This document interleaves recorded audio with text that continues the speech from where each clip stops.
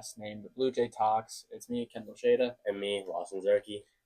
In this podcast, we'll be talking about, Tuesdays is Bluejay Tuesdays, and Fridays is Husker Fridays.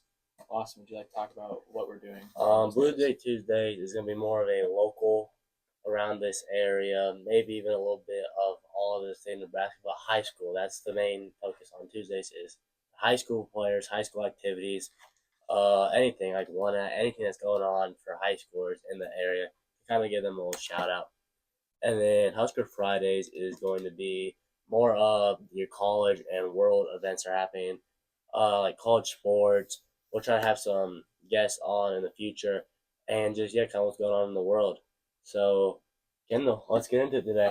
First conversation, we got the canvas shut down. Yesterday, there was me and Lawson were not in school because we were in Lincoln. We'll talk about more about that later. But there was a canvas shutdown and a cyber attack that happened from, I'm getting it pulled up here, but there was a cyber attack, Yeah, there's a lot of people. There's a lot of finger pointing going on with that whole Yes, thing. apparently, there's China that did it. There's Russia. There's a lot of places that this took place, but really we don't know what happened. I mean, this is more of a it's a nationwide thing, but Canvas is a huge deal for a lot of schools around here. A lot of schools around here, and a lot of English class. A lot of English classes were not able to use Canvas for online work or even just a daily module, or not daily module, a daily bell ringer. And that kind of probably affected a lot of teaching yesterday. Yeah, I know from a lot of the people at our school that said they couldn't really do much in any other classes because, a lot of homework now is done on Canvas. And with Canvas being down, you can't really do any of that. So good for students. I mean, students are happy. True. But teachers, they're probably not too happy about that. I can't really pull it up here, having some network errors, but that's usual. Yeah, so then we're going to go into last night's game. Last night's volleyball game, the Pierce Bluejays, first round Mid-State Conference, beating the Boone Central Cardinals in a big first round win for them. They won 3-0 last night. It's not like it was very close at all. It was a 3-0 sweep. I'm pretty sure they were all around 25-15 if I remember right. Every set was not close at all. Besides maybe, I believe the second set was a 25-20 victory. That may have been the closest one. Pierce Volleyball's had some up and down this year, but still they're a very talented team. With this year, Nora Herring, probably their best player, being a junior only. That's very good for the future of Pierce High Volleyball. And you got Abby Cohn, another great player. Oh yes. The second set was a 25-20 in favor of the Blue Jays. We'll get on the stats here from this season. Nora Herring leading kills per set with 5.5 at 5.5. That's pretty. I don't know much of volleyball, but I'm assuming that's really good. That's pretty high because Nora Herring with the hitting percentage with a .262. That's also pretty good. So, because if you think about it, if every game only goes 3 sets, Nora Herring is averaging over 15 kills a match, which is Nora Herring also this year, another little fact for you guys. She first player in Pierce history to reach 1,000 career kills, and she's only congrats Nora on that. Total blocks, Lydia Cohn 48. Digs per set, Josie Painter, the junior, 3.5. By the way, Lydia Cohn, a freshman. A freshman starting. Serving aces, Haley Schulting, junior, 49. Aces per set, Haley Schulting with .6. Digs is Josie Painter, 275. Very good. Assist, Adrian Riggert with 824. Kills, Nora Herring with 429. Receptions is Josie Painter with 544. So Nora Herring has 429 kills on this year. Yeah, that's really good. Tonight the Pierce Blue Jays are taking on. Let's see, I believe they're taking on. Who was it? It's in Battle Creek. GAC. I believe it's GAC. If not, sorry, wrong. But I believe GAC. Yes. So GAC last time the volleyball team played them. We were up 2-0, but things happen. and that just was not a great, not a great. It was an off night for us. Very off night for the Blue Jays. So set one went 25-18 favor Blue Jay or Pierce. Set two was 26-24 Pierce, and set three, a long set, 27-25, 25-21 GAC, 15-11 GAC winning with the reverse sweep. It's a things happen, and that was just not the night for the Pierce Blue Jays, not the Guardian Angels Central Catholic Blue Jays. I fully expect Pierce to bounce back tonight. Yeah, tonight should be a great. I feel like we should, especially after last night's dominant win. Yes. I think we take that momentum and we can go in, what we should have done the first time with a clean sweep on GAC. Well, asking Coach Weber about it after the last GAC game, he said that was just a bad night for the Blue Jays, and he fully expects them to bounce back as well. Yeah. So, I mean, right now the Blue Jays have a record of 20-7, really solid. Notable wins. Looks like we have a notable win against Norfolk Catholic, tournament. Won that 2-1. Laurel Another conquered one. Coleridge. Yeah, Laurel. The second time we played them, 3-1 them at Laurel, and then we played Battle Creek earlier before that, won 3-2. See, I won't notice the bounce back from the first time we played Laurel, where we end up losing 2-1. And then second time we played, end up winning 3-1. So yeah, it looks like the Blue Jays were heading on the right track. Girls, can have a solid chance of winning the Mid-State Conference tournament. And also, sub-district starting soon, and that's really about it. See, I really feel like Blue Jays are if you get them once. So, like, if someone beat us once, I feel like we're not losing that game again. We're not losing that game again.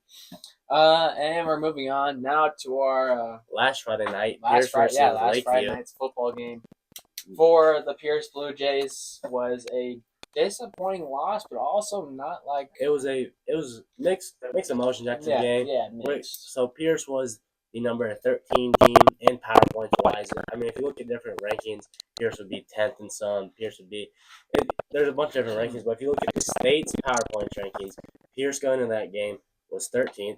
Lakeview's number 3 for C1. So really no one thought Pierce would have a chance. Obviously the football team, as a football player, the football team thought we could definitely get that game, and end up losing that game 21-19, where just a couple of special teams mistakes kind of cost us the game. But all around we played a phenomenal game, and I want to shout out everyone on the team. Lakeview started off the game up 7-0 first quarter. Second quarter, we bounced back 7-6, but off of a missed field goal attempt, or extra point attempt, and after that. It was 14-6, and then the Lakeview Vikings went up 21-6. And after that, fourth quarter was our quarter.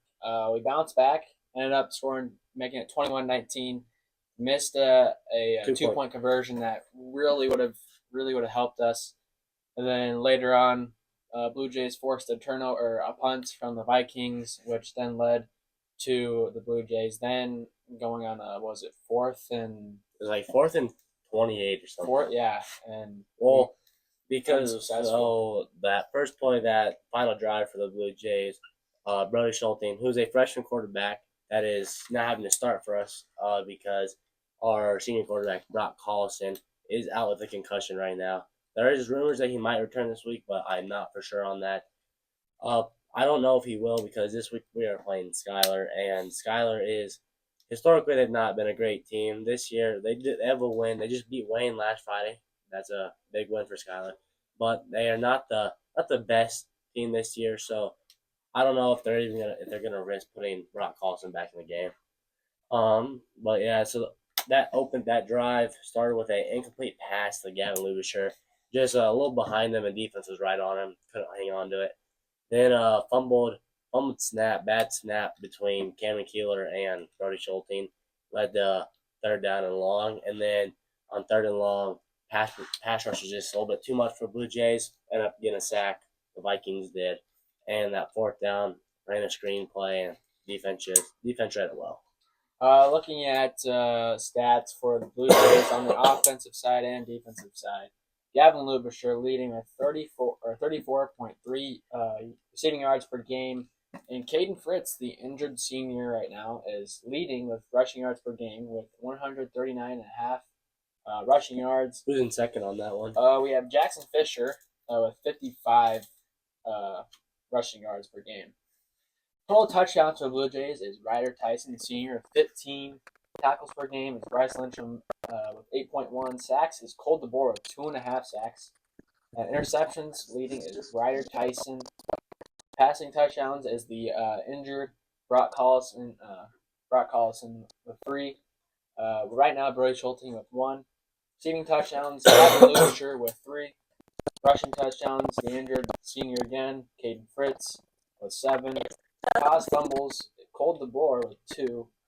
And fumble recoveries, Braden Wolkin, the sophomore, with 1. And Brock Collison with the .566 completion percentage. And Brock Collison with a 95.2 QB rating. And that is it for the Pierce football team. Hopefully, have a great run in the playoffs. Play. Who's projected? Sydney right now. That is Sydney. That is so. Yeah, Pierce Blue Jays are projected to go 7 hours out west again and play the Sydney. What are they? Red Raiders. Red Raiders. Sydney Red Raiders, which that would be a great matchup. Obviously 7 hours a long drive, so that's a good home field advantage for Sydney if that would be how it's matched up. But that one would definitely be a great playoff game to watch. On to our next topic today, which is going to be state cross country. And actually, before that, we'll talk about district cross country. So, Kendall Shader here is actually a cross country member and qualified for state on his own. The whole boys cross country team qualifies for state at districts. I'm going to let Kendall talk a little bit about districts. Yeah, so districts, we hosted districts here at the Pierce Golf Course. Great turnout of fans, a lot of the football team showed up, cheered us on. And right now, for districts, or at least during districts, we won it. We won by 12 against Bloomfield Wausau, who was second. We lost to them one time earlier this season. It was, every time we've lost to them, every time we lost to either O'Neill or Bloomfield Wausau, none of us have ran to our full potential, and we definitely got the job done. At districts. Put the icing on the cake, and Brendan getting first, district champ, and between me and Kyle getting 5th and 6th. That was a great turnout. Couldn't have ran better. It was a nice course. Kind of struggled towards the end because went out a little too hard in the beginning. Just the adrenaline. But other than that, it was a great confidence boost for us. And now this week we go on to state, which right now, Prep Running Nerd, a running website, has us ranked 9th as a team in Class C. Earlier in week 4, we were ranked 8th, and after that, we were no ranked. Now, or last week we were ranked 9th, now we're 9th again. We're definitely moving up, that's for sure. I think at state, if we all compete to our fullest potential, we definitely have a chance at being a top 5 team. Blaine Anson, a key part, our 4th guy. He's played a big role, and Brendan does his thing, Kyle does his thing, and of course, sometimes I've had some rough a lot of meets I've ran pretty slow in, but now we're finding the direction that I need to be in.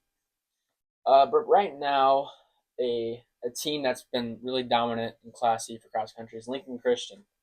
They've been number 1 in Class C for weeks 5 and 6, and now this week they put a dominant performance on at UNK, and they're probably more likely going to win state cross country as a team.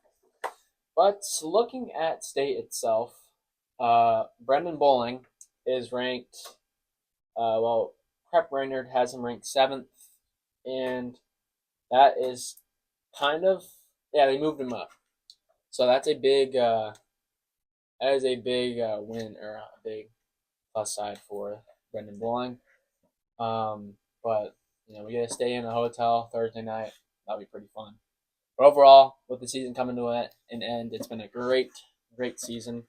Got to work with run with a bunch of great guys, and kind of sad that it's coming to an end also. But looking forward to basketball season that's coming up after this. But been a great season, but it's not over yet. Saturday or Friday, we're gonna have a fun time and compete. Actually, speaking of basketball, our basketball coach, we got a new one this year, Coach Onuka. He used to coach softball at Hastings St. Cecilia. Shout out to Hastings St. Cecilia. They won state softball for Class C1 yesterday, 5-4. And a little shout out to Madison Bauer. In the bottom of the seventh inning, she hit a walk-off single to win the game for St. Cecilia. That's a big win for them. I think historically they've been pretty good at softball, but I mean overall, I mean, congrats for them. Sure, Coach Joe's pretty happy about that. Oh yeah. Also, shout out to Central City, got second. That's a tough loss for them. I mean, nothing they can really be mad about. I mean, finishing second and losing by a walk-off, obviously that hurts, but I mean, nothing they can really be mad about.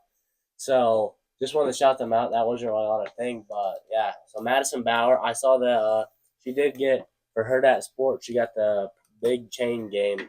So, there you go. Shout out to her. What's up next? Our next point is yesterday there was a fire near Randolph. So looked like, as we can see here, it was like a high ranked fire. It looked like. Yeah, I heard it was pretty bad. It was near. Well, it was by. Wait, that's not it, is it? No, that's not it. Hold on, I gotta get to the right one. Sorry about this, folks. But yes, yesterday, as he's finding the exact information about it, all we know as of right now is that it was a decent fire over by Randolph, Nebraska. So if you got affected by the fire, our condolences go out to you, and especially with harvest happening right now. Hopefully, if it wasn't a field or if it was house, I believe it was a field. A field. So hopefully it had already been harvested, because that would just be horrible if it was a field fire that had not been harvested already. So if that farmer lost all their crops, I mean, condolences go out to you, and hopefully down there at Randolph, I know they'll come around and support them. Oh yeah, small towns around here, that's what you do. Not really finding much on it, but all I know is there was a fire. I've been told by a couple people. I saw a Snapchat story about it. Other than that, so condolences go out to you. Yeah, so prayers go up. So we'll kind of end off today with a little short down about journalism. Here, journalism members went to a convention at the University of Lincoln campus yesterday, where we attended a bunch of different sessions and classes just to kind of inform us more about how to write better stories, even broadcasting like this. Like, there was conventions about how to do podcasts. I mean, so it was really an all-around fun day. Also got to explore the campus a little bit. So I personally, like me and Kendall, they're in between some of our classes. We got to go. We met a Nebraska football player. He's walking. And so he said that he would actually end up coming on the podcast. So hopefully sometime next week or in the future, he will be on here. So, but yeah, just kind of describe how your experience was at that. It was a great experience. We got to learn about a lot about journalism. Went to a little meeting at first. It's pretty cool. The guy was a journalist who goes basically almost all around the world. Went to the war that's happening in Gaza.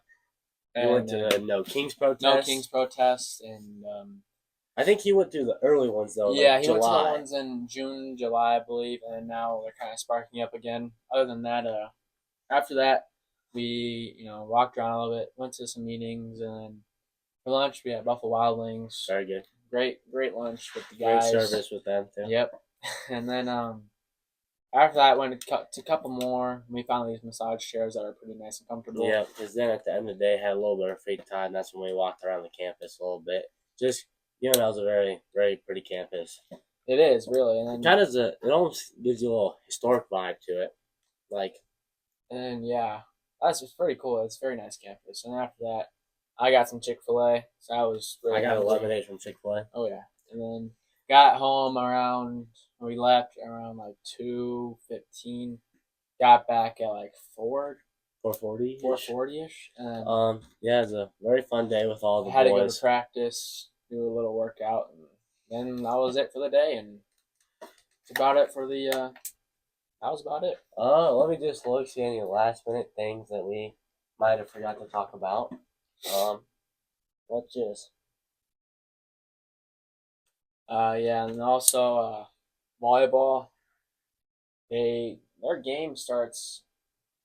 Shoot, I don't know what time the game starts, but I believe it's a later. Later as usual. Around maybe like 7. I believe. I think that's what time they normally start.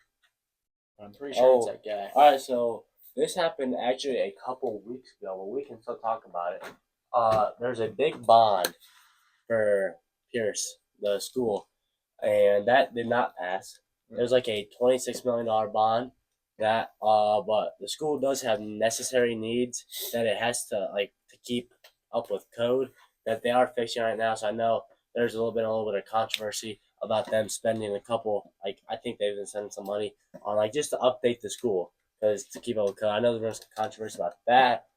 It looks like if you're in Pierce County, you can no longer have burn permits because it is so dry outside. The fire department has suspended burn permits. Near Pierce Neely Road, it looked like about a week ago, there was a crop duster that actually crashed and the pilot had to be life flighted. So our condolences go out to him and your family. Hopefully he's doing all right. Also, make sure to check in on high school headlines on, what is it, KXL? Yep, KXL. Yep. Wednesday mornings. Also check Check-ins on some this news. this podcast also is going up on the Pierce High Journalism. It might go on Pierce High Journalism, or it might go on a separate own podcast. Yeah, we might Talks YouTube video channel. But yeah, but that's really all we got for you guys today. Normally we'll have another person, Skylar Stern. He'll be on here with us. He's another host of the podcast. He's at a college visit today. And also, we might have some special guests. Occasionally, we have in the works right now. We have some two special guests. Two special guests in the works right now. We'll give you a hint. They're not in high school. They're not. They're athletes. They're college athletes. So we got those two in the works right now, and so that's pretty much wraps for the first episode of Bluejay Talks. Sign off today. I'm Lawson Zerk again. And I'm Kendall Shada. All right. See you guys next on Friday.